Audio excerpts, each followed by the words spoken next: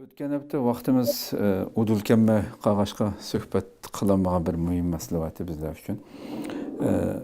Sizga ma'lum bo'lgandek bu Tayvan 10 yildan ortiq vaqt sotlab tutib turgan bu ikki Uyg'urga o'lim jazosi ba'damdi. Bu nihoyatda g'ulg'ula qo'zg'agan bir masala albatta bizlar uchun bu.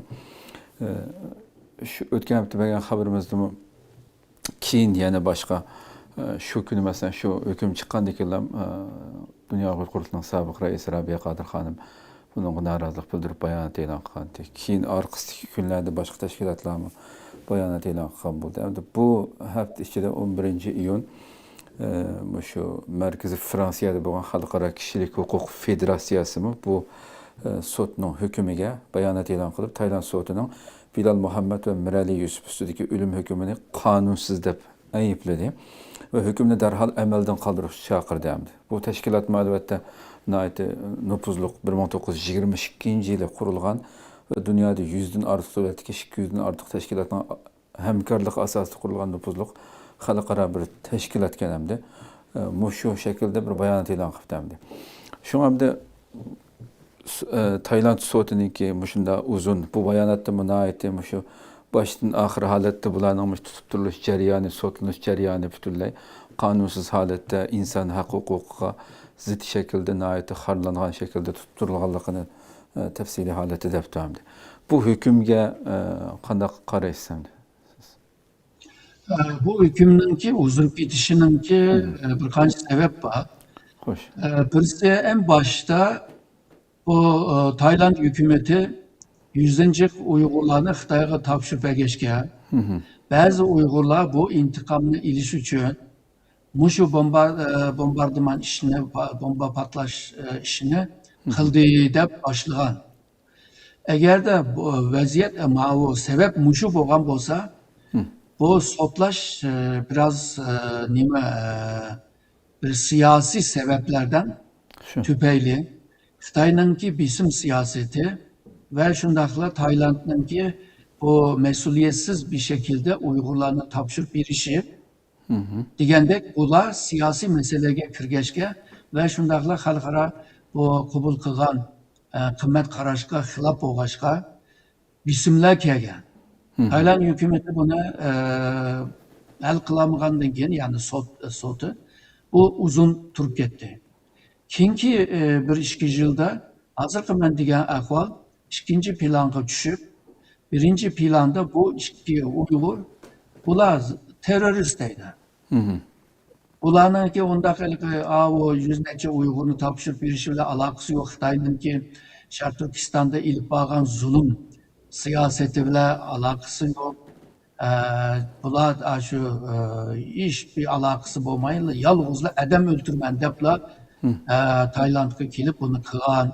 Çünkü paketler muşu de. Olup mu karlıgucular bununla tırıştı. Sakçılar mı muşu meseleye tırıştı. Bunda oğandan kim bu ahir kelgen çağda bir özgürlük kaldı. Yani bu bir terör faaliyeti. Yani Tayland'ın kanununa karganda bulağa idam cezası veriliş lazım. Yani bir sebep olsa bu Tayland'da nurgun Uygurlar yaşavatta dememiz bilimiz. Geçen yıllarda bu işgalgan Uygurlarını Xitayga tapşırıp bergen oldu. Bu tapşırıp verişinki sebebime Tayland hükümeti Xitay bilen münasebetini yenilaş ve tüzeş üçün Xitayga bir hediye bergen oldu. Şu. Yani bu adamlarını ilinla biz mi tutup tumayımız, biz xalqaranın bisim gibi karmayımız, Birleşken Devletler Teşkilatı İnsan Hakları yukarı Ali Komiserliği gibi karmayımız. Tayland'ın ki Müslüman cemiyeti ve Tayland'ın İnsan Hakları Teşkilatı'nın bisim gibi karmayımız. Biz bir elimizde hükümet biz ara bir karar verip 20 kişide ulanı oğurlap etmangam dek yolu verdi. Yani demek ki bunun hükümet taraftıma bir karar verişe başladı. Yani işgalgan Uygurlarını kaytırıp verişimle birlikte mavi iki Uygur balını mı şu ölüm cezasını bireyli. Şundaqla Xitay bilan bo'lgan munosabat yaqinlashadi va Xitoyninki mablag'larni o'zimizga jalb qila olamiz, torta olamiz va bu Xitoyninki Taylandga uzangan bir proje bor. Misolga, o Singapurda bir boğaz bor, o Malakka boğaz deydigan. Xo'sh. Bu boğazda şu Xitoyninki kemileri, nurg'un kemileri bu yerdan o'tishga majbur. Agarda bu boğazni to'sab, jinim qilib qolsa, Xitoy o'tamaydigan bo'lib qoladi. Shuningga Xitoyninki tanlagan alternativ, ya'ni boshqa yo'llari bor. Shu. Bu bir yo'l bo'lsa, Pokistondan Gwadardan Qashqargacha borgan yo'lni ichish. İkincisi bu Myanmar, Burma. Arka denizden kelipla Burmaga kirib, Burmadan Yunnanga ketish. Yani birisi bo'lsa, Taylandning janub tarafga, deniz tarafga qarab uzangan o zemininin bağan siri tar yer var.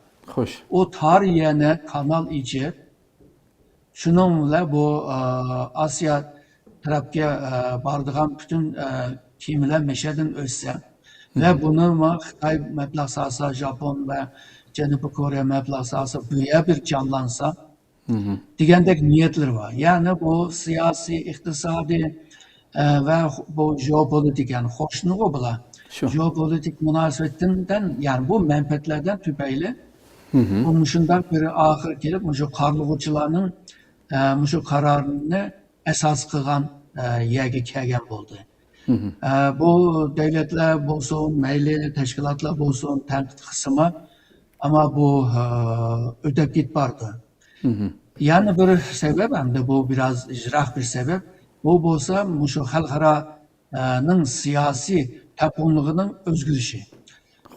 Bundan evvel, birkaç yıl evvel dünyada ememiz bilimiz insan hakları, demokrasi, xalqaro qonun, xalqaro tuzum, xalqaro tartib degan narsa muhimdi. Bunu bozganlar bo'lsa, xalqarodan bir kuchlarni tashkil qilib, bu bisim ishlatadi. Ama bu 2022'den keyin bu ABQMN deganlar buzilishga başladı. Buzilgandan keyin hozir bu insan haklarını qo'g'daydigan, demokrasiyani qo'g'daydigan degan gaplarni demaydigan bo'ldi. Qiziqarli bo'lgan shuki, hozir inson haqlari demokrasiyani eng ko'p Xitoy da'votidir. Xitoy dunyoda yig'in ichiyotidi, nurg'un davlatlarda inson haqlari yig'in qilyotidi, Birlashgan Davlatlar Tashkilotining nurg'un organlarida bunda o'xshaydigan yig'inni qilyotidi, ko'rgazmani qilyotidi. Bu g'ayrati bir ahvolda hamda. Bu bisim xalqaroda qolmadi. Shunaqa Tayland hukumati xalqarodan keldigan bayaman degan xalqaro qonundan, xalqaro şu qimmat qarashdan keldigan bisimdimi qutulgan bo'ldi va qo'rqmaydigan bo'ldi. Bence bu hukumatning ishchi tarafdan bunga qaror berildi, qarlıg'uchilarni qo'lladi ve derhal shunday bir qarorni beribla şu meseledan qutulayli, vaqtincha xalqlar tanqid qilib soladi, ama ish o'tib ketganligi hammadan unutib ketildi deb, shunday planlagan bo'lsa kerak deb o'ylayman. To'g'ri, haqiqatan.